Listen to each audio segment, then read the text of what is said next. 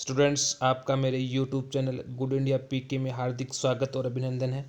हम पढ़ रहे थे अंतःस्रावी तंत्र, एंडोक्राइन सिस्टम के अंतर्गत हमने ग्रंथियों के प्रकार देखे और पीयूष ग्रंथि यानी पिट्यूटरी ग्लैंड से स्रावित होने वाले हार्मोन और उनकी कमी और अधिकता से होने वाले रोगों के बारे में हमने अध्ययन किया था। यदि दोस्तों आप मेरे चैनल पर नए हैं तो चैनल को सब्सक्राइब करना नहीं भूलें। चैनल को सब्सक्राइब जरूर करें, वीडियो को लाइक करें, शेयर करें, कमेंट करें। बहुत ही डिटेल से यहाँ पर आपको बहुत ही अच्छी तरह से हस्तलिखित नोट्स के माध्यम से समझाया गया है कि हमारी जो पहली जो ग्रंथि थी वो पीयूष ग्रंथि कंप्लीट हो गई पूर्ण रूप से। अब है पीनियल ग्रंथि।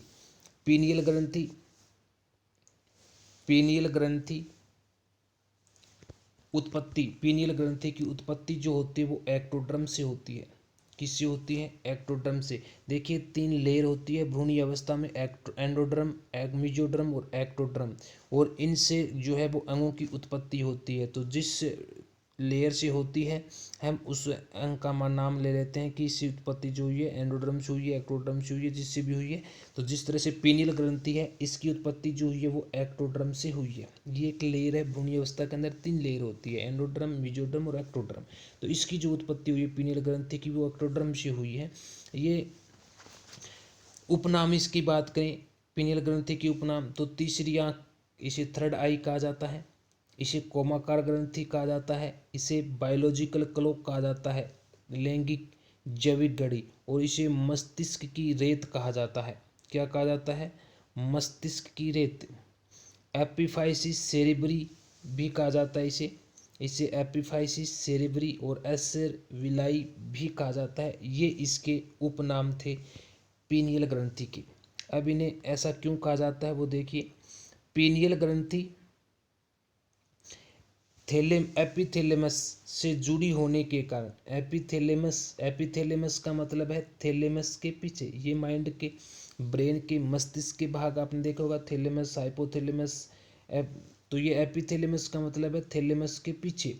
तो एपिथेलेमस से जुड़ी होने के कारण एपिफाइसिस सेरेब्री कहलाता है। हमने देखा था इसके उपनाम में कि पीनियल ग्रंथि को एपिफाइसिस सेरेब्री भी कहा जाता है। तो क्यों कहा जाता है? क्योंकि पीनियल ग्रंथि एपिथेलेमस से जुड़ी होने के कारण इसे एपिफाइसिस सेरेब्री कहा जाता है। पीनियल ग्रंथि कैल्शियम व फॉस्फेट, पीनियल ग्रंथि कैल्शियम कार्बोनेट और फॉस्फेट जमा होने से निष्क्रिय हो जाती है, इसलिए इसे मस्तिष्क की रेत कहा जाता है। तो मस्तिष्क की रेत क्यों कहा जाता है? क्योंकि पीनियल ग्रंथि में कैल्शियम कार्बोनेट और फॉस्फेट जमा होने से निष्क्रिय होती है, इसलिए इसे मस्तिष्क की रेत कहते हैं। जो पीनियल ग्रंथि होती है वो नवजात शिशु में बड़ी होती है तथा अधिक विकसित होती है नवजात शिशु के अंदर। फिर ये क्या हो जाती है? निष्क्रिय हो जाती है। उसके बाद पीनियल ग्रंथि जो है वो 12 से 13 वर्ष की आयु में क्या हो जाती है? निष्क्रिय हो जाती है। पीनियल ग्रंथि 12 से 13 वर्ष की आयु में क्या हो जाती है? निष्क्रिय हो जाती है। और जैसे ये निष्क्रिय होती है उस दौरान क्या होता है कि लैंगिक परिपक्वता प्रारंभ हो जाती है। क्या हो जाती है? लैंगिक परिपक्वता प्रारंभ हो जाती है। लैंगिक परिपक्वता का मतलब है द्वितीय गौण लैंगिक लक्षण प्रकट होना।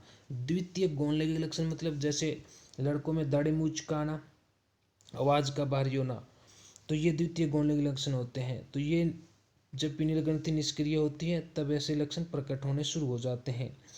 जो अंधे बच्चे होते हैं, अंधे बच्चों में पीनियल ग्रंथि शीघ्र निष्क्रिय हो जाती है।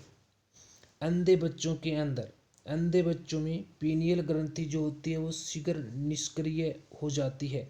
अतः उनमें लैंगिक परिपक्वता जो आती है वो क्या आ जाती है? शीघ्र आ जाती है। क्योंकि जैसे ही पीनियल ग्रंथि इनएक्टिव होगी, निष्क्रिय होगी, तो लैंगिक परिपक्वता आती है।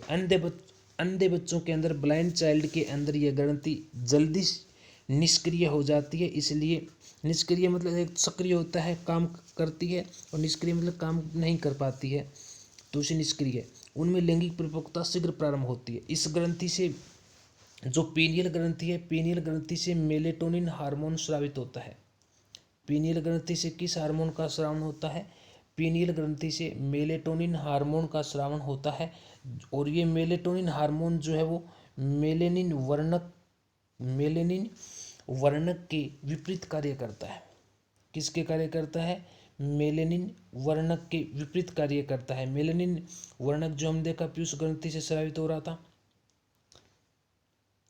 मेलेटोनिन जो है मेलेनिन के विपरीत कार्य करता है। मेलेटोनिन मेटाक्रोसिस यानी रंग परिवर्तन, मेटाक्रोसिस यानी रंग परिवर्तन, मेलेटोनिन मेटाक्रोसिस यानी रंग परिवर्तन के लिए जिम्मेदार है।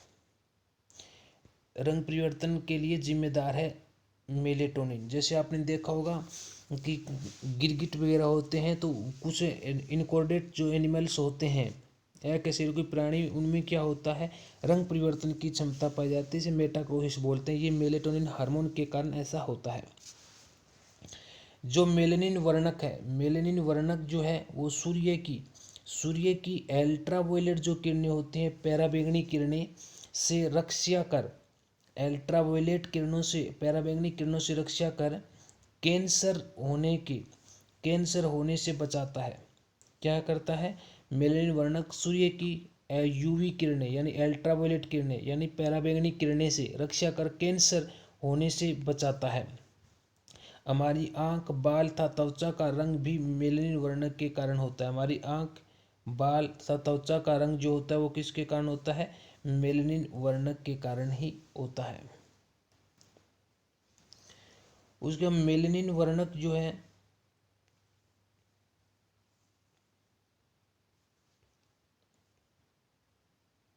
मेलेनिन वर्णक की कमी से क्या होता है? तो मेलेनिन वर्णक की कमी से एल्बिनिज्म रोग होता है। क्या होता है? एल्बिनिज्म, जिसको हिंदी में बोलते हैं रंजकहीनता। रंजकहीनता हो जाती है, एल्बिनिज्म रोग हो जाता है। यानी रंजकहीन यानी कलरलेस, यानी चेहरा जो है वो वाइट हो जाता है। चेहरा क्या होता है? वाइट हो जाता है। तो ये थी पीनियल ग्रंथि। उसके बाद आती है थाइमस ग्रंथि। कौन सी आती है? थाइमस ग्रंथि। थाइमस ग्रंथि जो चेस्ट के अंदर होती है, उत्पत्ति इसकी एंडोड्रम से होती है और स्थित जो होती है वो चेस्ट में होती है, छाती में होती है। और पीनियल निष्क्रिय, जब पीनियल ग्रंथि निष्क्रिय होती है, जब पीनियल ग्रंथि निष्क्रिय होती है तो लैंगिक परिपक्वता क्या हो जाती है? प्रारंभ हो जाती है। और जैसे ही लैंगिक परिपक्वता प्रारंभ होती है तो थाइमस ग्रंथि जो है वो क्या हो जाती है? निष्क्रिय हो जाती है। थाइमस ग्रंथि क्या हो जाती है? निष्क्रिय हो जाती है। थाइमस ग्रंथि से थाइमोसिन हार्मोन स्रावित होता है। थाइमस ग्रंथि से कौन सा हार्मोन स्रावित होता है? Thymosin hormone. और ये थाइमोसिन हार्मोन क्या करता है? शरीर में रोग प्रतिरोधक को प्रशिक्षित करता है। रोग प्रतिरोधक को क्या करता है? प्रशिक्षित करता है। इसलिए इसे प्रशिक्षण केंद्र भी कहा जाता है। क्या कहा जाता है? प्रशिक्षण केंद्र भी कहा जाता है। जो टी लिम्फोसाइट होती है, टी लिम्फोसाइट का जो निर्माण होता है वो होता है बोन मेरो के अंदर, अस्थि मज्जा में। और टी लिम्फोसाइट का जो परिपक्वन होता है वो कहाँ होता है? थाइमस ग्रंथि में। इसीलिए इसको टी लिम्फोसाइट कहा गया है। टी मतलब थाइमस ग्रंथि में। तो टी लिम्फोसाइट का निर्माण अस्थि मज्जा में और परिपक्वन होता है इसका थाइमस ग्रंथि के अंदर।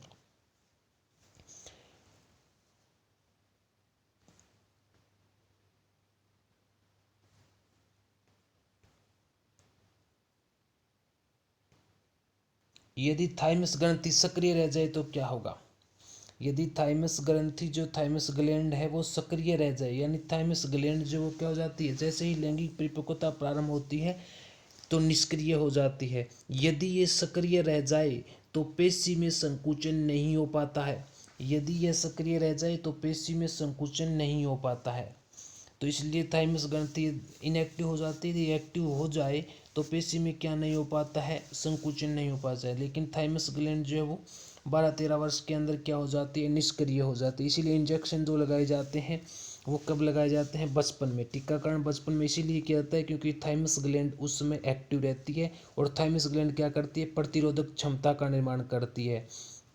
इसलिए इंजेक्शन टीकाकरण जो होता है वो बचपन में होता है ताकि भविष्य के अंदर उस रोग से ग्रसित न हो। उसके बाद आता है कार्पस ल्यूटियम। कार्पस ल्यूटियम ये पीले कार की ग्रंथि होती है। हम और इसको डिटेल से जनन तंत्र के अंदर पढ़ेंगे। जैसे अंडोत्सर्ग निकल जाता है तो बाकी बची हुई संरचना को हम क्या कहते हैं, कार्पस लूटियम। कार्पस लूटियम से प्रोजेस्टेरोन हार्मोन स्रावित होता है अधिक मात्रा में। अधिक मात्रा में, ये जो एरो है इसका मतलब है अधिक। प्रोजेस्टेरोन जो हार्मोन है वो अधिक मात्रा में होता है और एस्ट्रोजन हार्मोन जो है वो कम मात्रा में स्रावित होता है। एस्ट्रोजन हार्मोन है कम मात्रा में स्रावित होता है। Relaxin hormone, child birth case में रिलैक्सिन हार्मोन भी क्या होता है, स्रावित होता है कार्पस लूटियम से। उसके बाद प्लेसेंटा।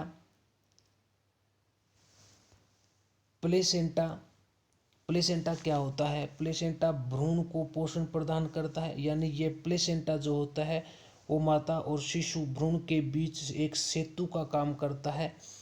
तो प्लेसेंटा भ्रूण को पोषण प्रदान होता है, प्लेसेंटा से भ्रूण श्वसन करता है, उत्सर्जन होता है। तो भ्रूण को पोषण, श्वसन, उत्सर्जन प्लेसेंटा से ही होता है। मनुष्य में जो प्लेसेंटा पाया जाता है वो किस प्रकार का पाया जाता है, वो अंतराली, हीमोकोरियल, एलेंटोकोरियोनिक, डेसुल प्रकार का क्या पाया जाता है, प्लेसेंटा पाया जाता है। तो मनुष्य के अंदर जो पाया जाता है अंतराली, हीमोकोरियल, एलेंटोकोरियोनिक, डेसिडुएट प्रकार का प्लेसेंटा पाया जाता है मनुष्य के अंदर। ये फर्स्ट ग्रेड में आया था 2020 फर्स्ट ग्रेड में ये क्वेश्चन कि मनुष्य के अंदर किस प्रकार का प्लेसेंटा पाया जाता है। उसका प्लेसेंटा से स्रावित होने वाले हार्मोन, प्लेसेंटा से स्रावित हार्मोन। तो प्लेसेंटा से कौन कौन से हार्मोन स्रावित होते हैं, प्लेसेंटा से प्रोजेस्टेरोन, एस्ट्रोजन, रिलैक्सिन और प्लेसेंटल लैक्टोजन हार्मोन स्रावित होता है। प्लेसेंटल लैक्टोजन हार्मोन जो है, प्लेसेंटल लैक्टोजन जो हार्मोन है वो दूध निष्कासन की क्रिया को क्या करता है, प्रेरित करता है, इंड्यूस्ड करता है। और पांचवा है HCG hormone. HCG hormone human chorionic gonadotropin इसकी फुल फॉर्म है और ये गर्भावस्था की जांच में उपयोगी है। मूत्र के साथ ये स्रावित होता है। तो इस दौरान प्रेगनेंसी टेस्ट किया जाता है, मूत्र के स्रावित होता है, गर्भावस्था की जांच में उपयोगी है एचसीजी हार्मोन।